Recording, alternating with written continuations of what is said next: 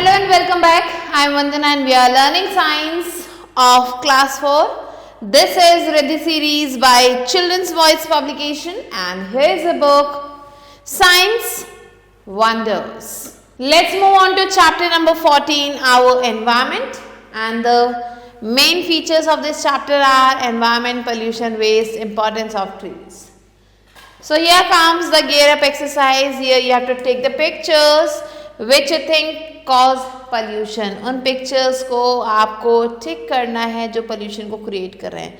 तो पहला ये निकलता हुआ धुआं, फिर ये जो आग है ये, फिर cutting down of trees, industries से निकलता हुआ ये धुआं, and ये जो garbage रखा है जो कि overflow हो रहा है, ये सब मिलके pollution को create करते हैं. So the first topic that we are going to learn today is environment. So our environment includes all living and non-living things. हमारे environment में हर तरीके के living और non-living things आपको मिलेंगे जो कि हमारे आसपास हमें surround कर रहे हैं. यहाँ पे आपको मिलेंगे plants, animals, human beings, air, water, rocks, minerals और soil. And it is important to keep our environment clean because we depend upon it for a number of things. हमारे environment को clean रखना बहुत ज़्यादा ज़रूरी है क्योंकि हम सब जो है इस पे हर चीज़ के लिए डिपेंड करते हैं, नंबर ऑफ थिंग्स के लिए डिपेंड करते हैं. जैसे जैसे पॉपुलेशन इंक्रीज हो रही है तो बहुत सारे चेंजेस हो रहे हैं हमारे एनवायरनमेंट में. पेड़ों को काटा जा रहा है ताकि जो है लैंड को अवेलेबल किया जा सके घर बनाने के लिए, फैक्ट्रीज बनाने के लिए.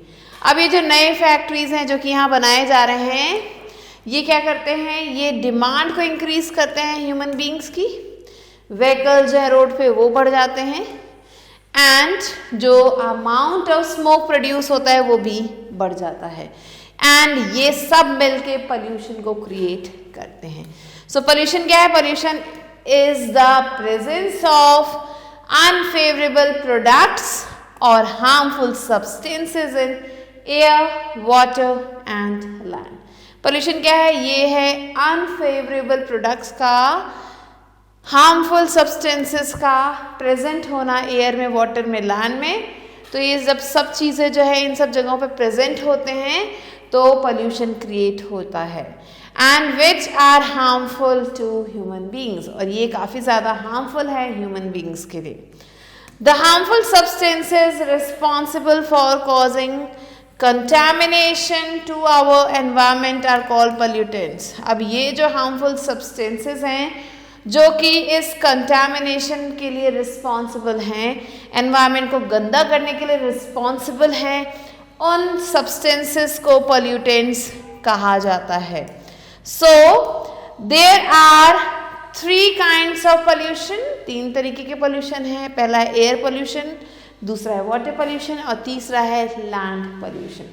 So air pollution क्या करता है? It pollutes the air and ये जो pollution है, जो pollution है air का, इसमें क्या होता है, जो unwanted pollutants हैं वो air में घुल जाते हैं जिससे air pollution create होता है. अब कुछ कॉजेज दिए हैं यहाँ पे, जैसे कि जो भी स्मोक रिलीज होता है फ्यूल्स को, जैसे कि कोल, पेट्रोल और डीजल को बर्न किया जाता है तो व्हीकल्स और फैक्ट्रीज क्या करते हैं, इस समय स्मोक रिलीज करते हैं, उसकी वजह से एयर पोल्यूशन होता है. इसके अलावा जो पॉइजनस गैसेस हैं जो भी फैक्ट्रीज से रिलीज होती हैं ये भी पोल्यूशन को क्रिएट करती हैं. तो हमें क्या करना चाहिए? We need clean air to breathe. हम सबको साफ हवा चाहिए, गंदे हवा को हम ब्रीद इन नहीं कर सकते.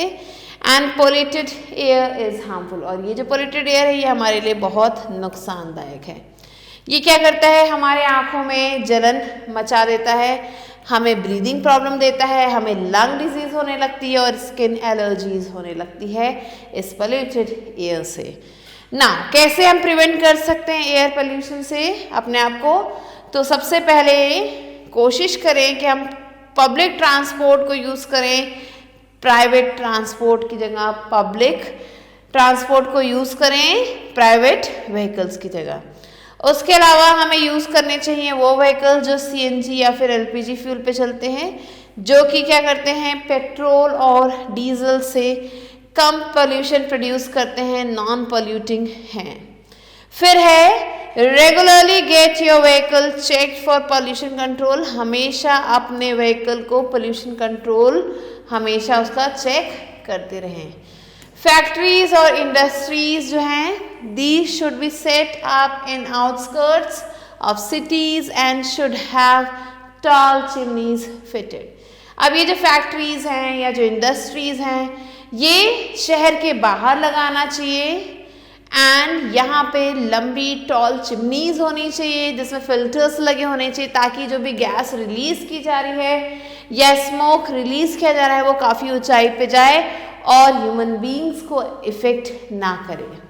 फिर है ज़्यादा से ज़्यादा पेड़ लगाने चाहिए ताकि ये कार्बन डाइऑक्साइड को ले सके और ऑक्सीजन को रिलीज कर सके और एयर को प्यूरिफाई कर सकते। तो आप देख सकते हैं एयर पोल्यूशन के कुछ पिक्चर्स। नेक्स्ट आता है वाटर पोल्यूशन।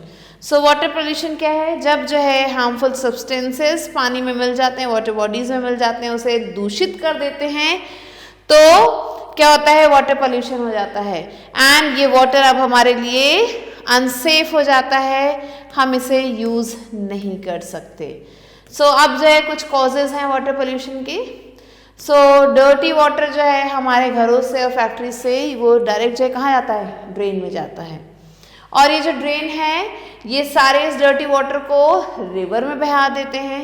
फिर ये जो डर्टी वाटर है जिसमें सोप, डिटर्जेंट और केमिकल्स हैं वो सारा जाके रिवर में मिल जाता है। उसके अलावा लोग क्या करते हैं अपने बर्तनों को, कपड़ों को रिवर में धोते हैं, इससे भी जो पानी गंदा हो रहा है। फिर फार्मर्स क्या करते हैं पेस्टिसाइड्स और फर्टिलाइजर्स को यूज करते हैं क्रॉप्स को ग्रो करने के लिए और कई बार ये जो केमिकल्स हैं वो वाटर बॉडीज में बहा देते हैं। अब इसके क्या इफेक्ट्स होते हैं? सो ये जो वाटर पोल्यूशन है ये काफ़ी ज़्यादा डेंजरस है सारे लिविंग बींग्स के लिए। बहुत सारे इसमें हार्मफुल माइक्रो ऑर्गेनिजम्स होते हैं जो कि इस पोल्यूटेड वाटर में ग्रो करने लगते हैं और हमें बीमारियां देने लगते हैं, जैसे कि टाइफाइड हो गया, डायरिया हो गया, ये सारी बीमारियां होती हैं हमें गंदे पानी से। पॉइजनस केमिकल्स और फर्टिलाइजर्स ये क्या करते हैं एक्वेटिक लाइफ जैसे कि फिश हो गए या दूसरे एनिमल्स हो गए उन सबको भी मार डालते हैं एंड इस तरीके के फिश को अगर हम खा लें तो हम ह्यूमंस भी जो है हम ह्यूमंस पे भी उसका असर पड़ेगा। Next, what is the prevention of this? So do not throw garbage near water bodies. Water bodies के पास कभी भी कूड़ा ना फेंकें, हमेशा डर्टी वाटर को जो है ट्रीट करें, उसे वाटर बॉडीज में डिस्चार्ज करने से पहले ताकि जो भी हार्मफुल इफेक्ट्स हैं वो कम हो सके। फिर आता है लैंड पोल्यूशन। सो जब जो है हार्मफुल सब्सटेंसेस ये मिक्स हो जाते हैं सॉइल में और उसे कंटामिनेट कर देते हैं तो it is called land pollution और सॉइल पोल्यूशन। तो इसे जो है लैंड पोल्यूशन या फिर सॉइल पोल्यूशन कहा जाता है। अब क्या कॉजेज है इसके? It is cause by household waste. ये जो है हाउस होल्ड वेस्ट की वजह से होता है। इंडस्ट्रियल केमिकल्स और एग्रीकल्चरल फर्टिलाइजर्स और पेस्टिसाइड्स यूज किए जाते हैं किल करने के लिए वीड्स को when they are improperly disposed in open space। जब इन्हें improperly जो है open space में dispose कर दिया जाता है। Now let's move on to prevention of waste disposal।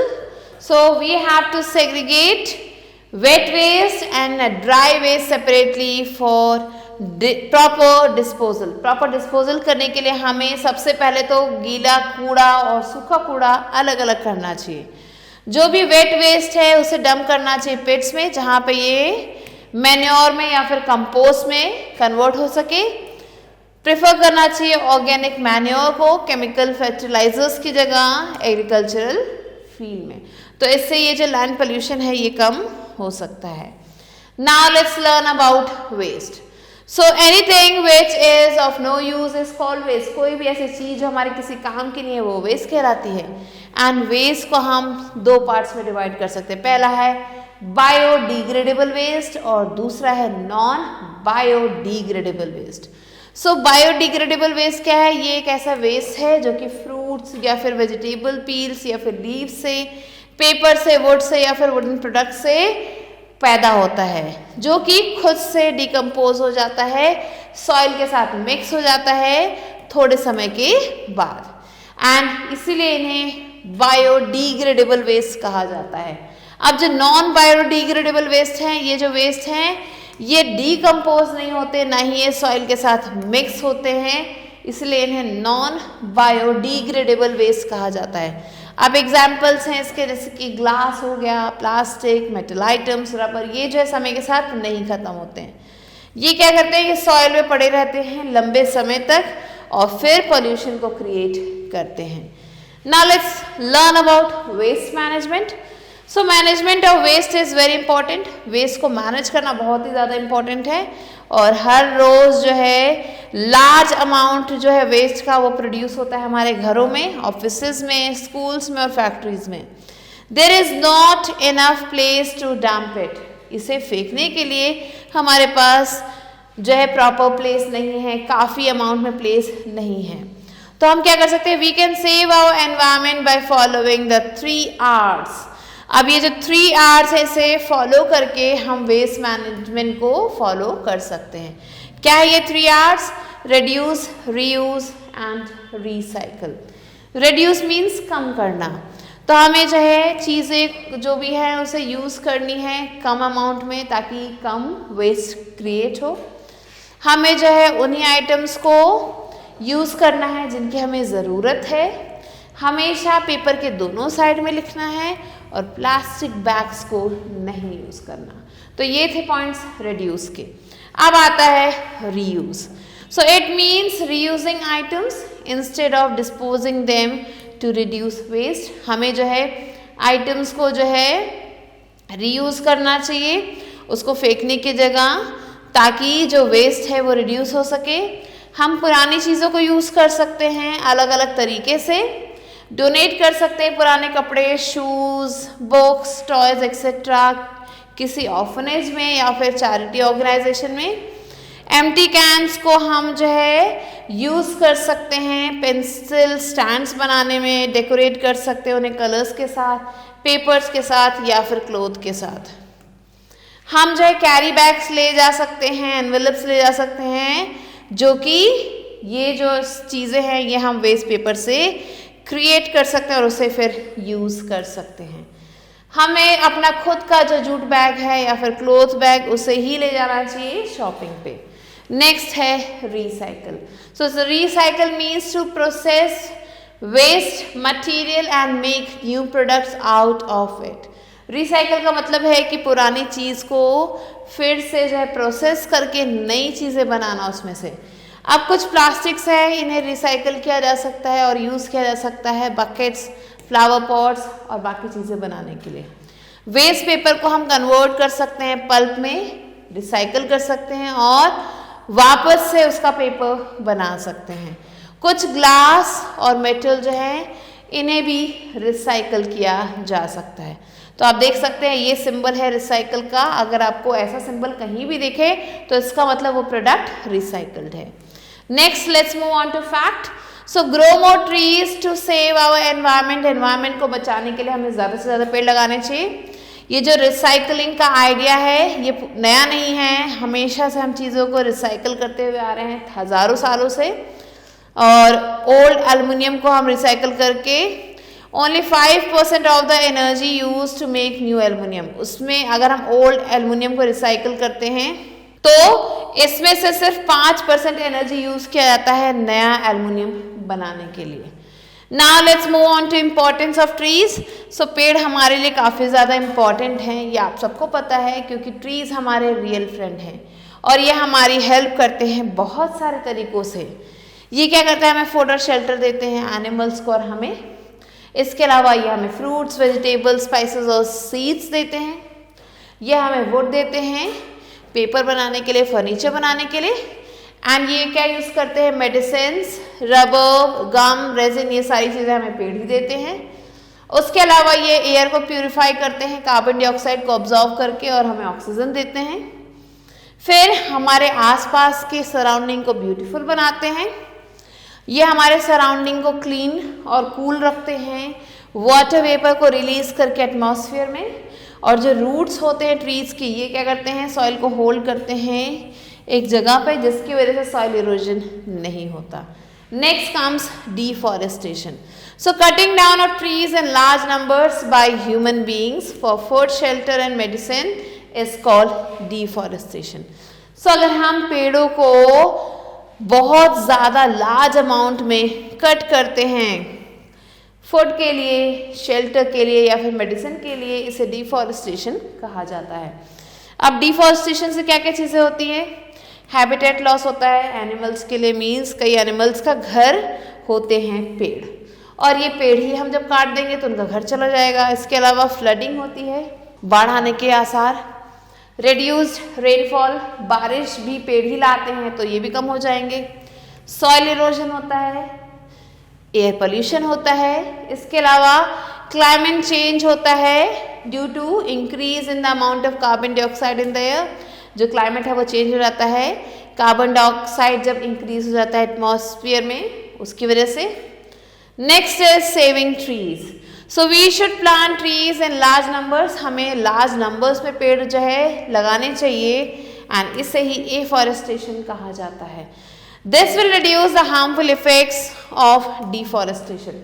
अब डिफॉरेस्टेशन की वजह से जो भी हार्मफुल इफेक्ट्स का हमने सामना करना पड़ा वो सारे इफेक्ट जो है इसकी वजह से खत्म हो जाएंगे। We should not waste paper as it is made from tree. Paper नहीं वेस्ट करना चाहिए क्योंकि पेड़ों से बनता है।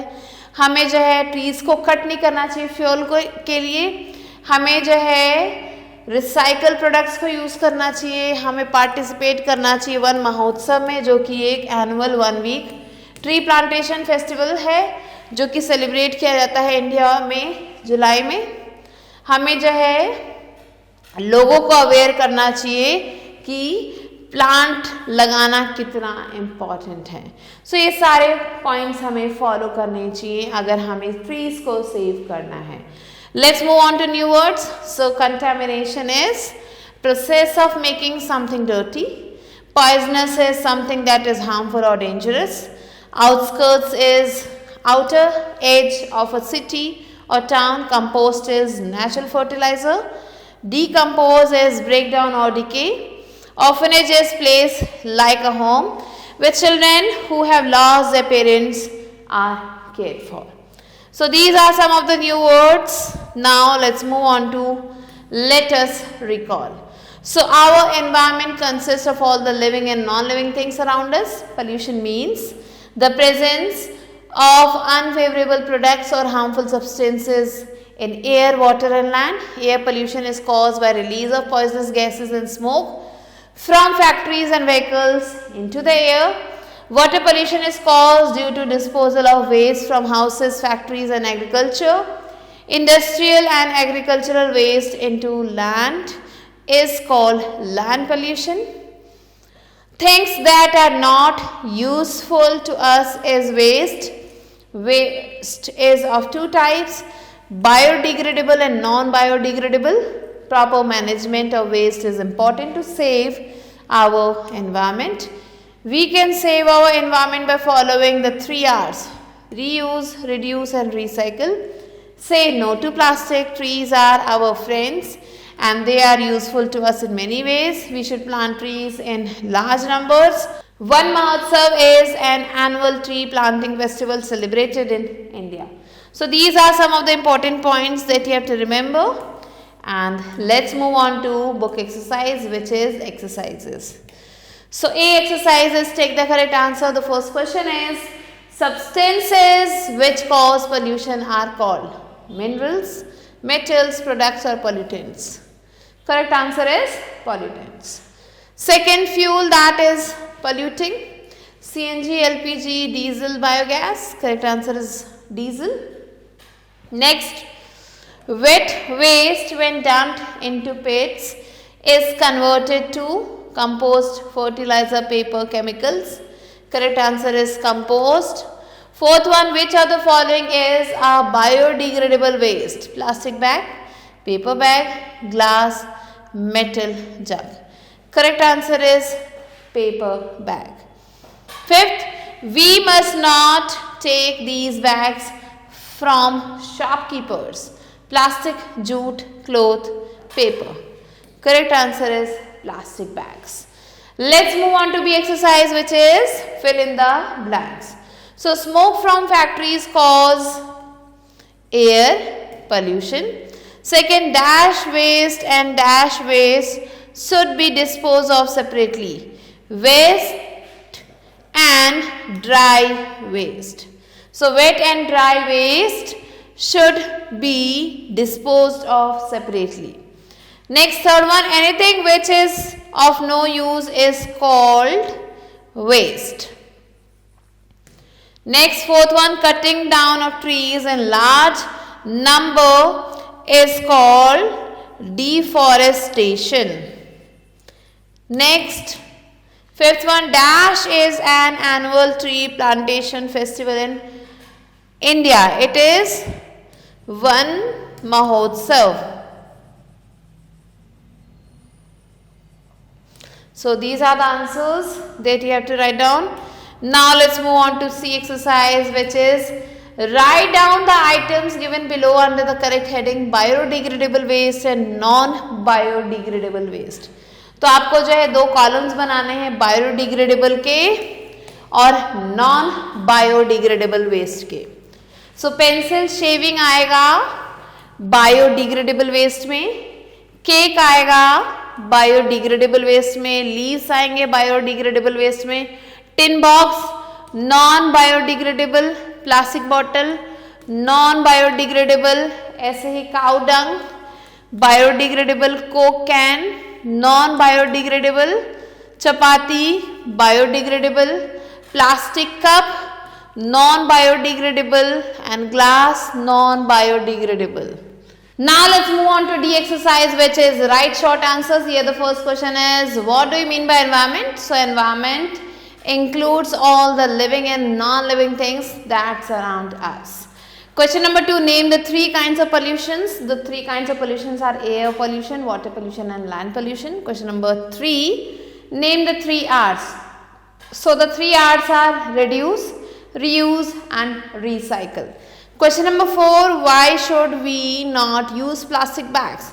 So we should not use plastic bags because they are non-biodegradable, they will not dissolve in soil and they cause pollution. Question number 5, define afforestation. So afforestation is the planting of more and more trees, it's called afforestation. Let's move on to E exercise, which is answer these. First question is, how does air get polluted? So when the harmful substances are released in air, such as smoke from factories, houses, so air pollution is created. Question number 2, how is water pollution harmful? So when this water pollution is harmful because it makes water unsafe for plants and animals. So the animals that live in water, they all get poisoned, and when we humans eat those animals, we all fall in the trap of water pollution. Now question number 3, what is recycle? Give examples. So recycle is converting waste into new material, and the example is paper. Question number 4, what is the difference between biodegradable and non-biodegradable waste? And give 2 examples of each. So biodegradable waste are the waste that can be easily degraded, they can be easily mixed in soil, and the examples are fruit peel and paper. When we talk about non-biodegradable waste, so they do not get dissolved in soil and they cause pollution, and the examples are plastic cups or bottles and glass jars. Next, 5th question, how are trees important to us? So trees give us many things like food, fruits, then vegetables, medicines. They also give us oxygen to breathe and also absorb the carbon dioxide in the air. Similarly, we use trees for making furniture and different items. So these are the answers that you have to write down. With this, we have completed the chapter. I hope you enjoyed it. I'll be meeting you soon with a new video and a new chapter. Till then, stay tuned and thanks for watching.